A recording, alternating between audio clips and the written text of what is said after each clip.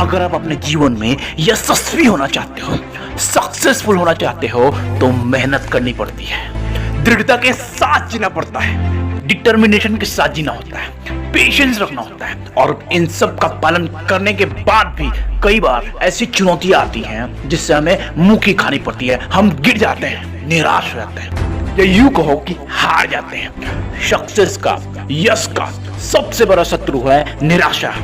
यदि आप हार कर निराश हो जाओगे तो सब कुछ खो बैठोगे।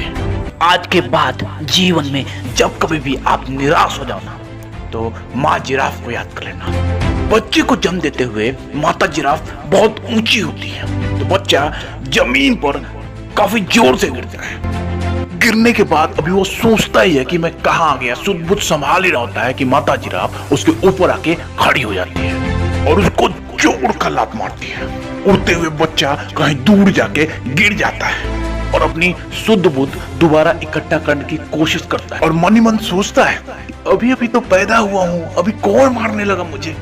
तब तक माता जिराफ फिर से उसके सामने आके खड़ी हो जाती है और फिर से एक जोर का लात उसको मारती है। बच्चा समझ जाता है कि अगर मैं कुछ न करूँ ना, तो ऐसे ही लात खानी पड़ेगी।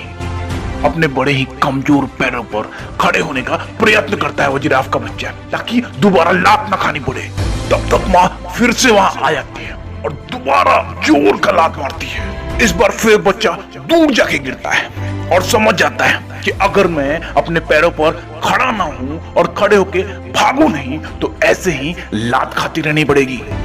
जिराफ का यह बच्चा तेजी से भागने का प्रयत्न करता है और भागने लगता है। कुछ देर बाद तभी माँ वापस से उसके पास आके खड़ी हो जाती है और उसको चूमने लगती है, प्यार करने लगती है, आलिंगन करने लगती है। माता जिराफ को पता है कि जंगल में बहुत सारे खूंखार पशु हैं, शेर है, भेड़िया है, लोमड़ी है, जो नवजात पशु का मांस बहुत ज्यादा पसंद करते हैं। और माँ जिराफ तो हर पल अपने बच्चे के साथ नहीं रह सकती, तो जब वो बाहर चली जाएगी तो इस बच्चे की रक्षा कौन करेगा।